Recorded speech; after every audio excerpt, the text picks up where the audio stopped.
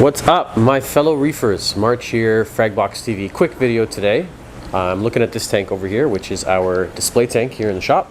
And this Duncan coral that I added quite recently over here on this side has been closed. Now it's open, but it was closed for about a week. And I just want to talk quickly about, I don't know why it was closed. Let me start with that. So it was closed, all the heads were retracted in. It still looked healthy. The flesh was looking good on it.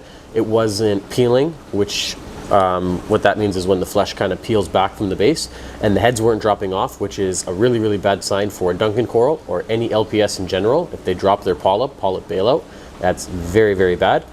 But it was closed for about a week. So something that I see a lot of hobbyists do is overreact when something like that happens. I'm super guilty of that.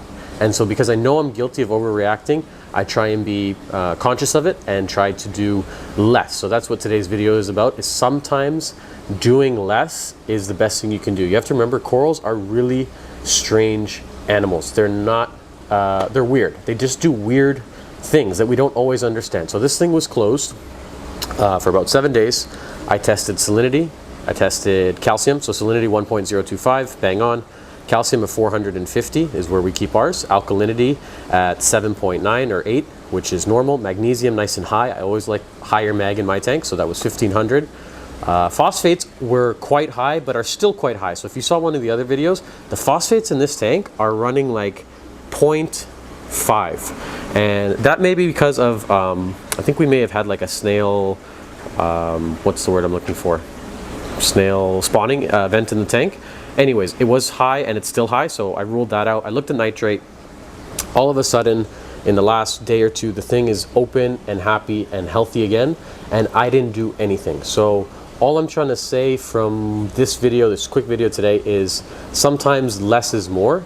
And if you have a healthy reef tank, so this one's got, I don't know, maybe 100 different corals in it, and you have just one that isn't doing great, don't go and start changing and pulling your hair out just to try and make that one happy. There are two other corals that I find do something similar, and I try my best now not to do anything if I see that they're closed. So that is leather coral. So this one up here will sometimes just close for a week or even two. They do something called shedding.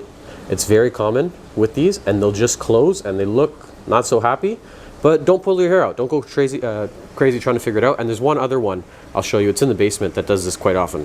Okay, so one other coral that likes to stress me out is over here. This is what we call our Super Saiyan zoanthids. So these guys regularly will close for a week, and I don't know what they're doing, but they'll close for a week, and I've learned now that's just what they do, and they're going to reopen, and don't stress out and just let them be, and eventually they're going to come back. So some corals are just like that. They're weird animals.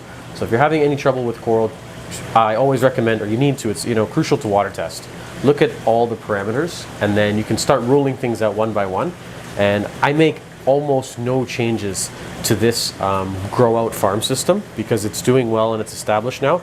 Now I'm really trying to just keep my hands out of the water, let the corals do the thing, let them grow out.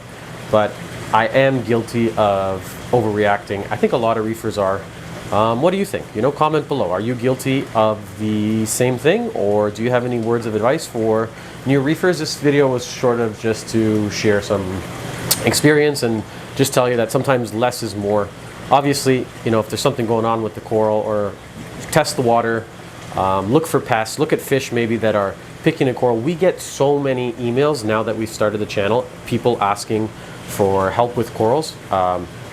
Usually the emails are for corals that aren't doing well. So feel free to reach out to us. We do try to get back to everyone as quick as we can. If we don't answer you in a timely manner, we are flooded with emails, so we try our best to get back to everybody. But that's it for today's video, guys. If you got any questions or you need coral help, I'm going to leave our email at the end of this video and our contact info. You can always reach out to us, but make sure to subscribe. Thank you very much for watching. This has been Fragbox TV.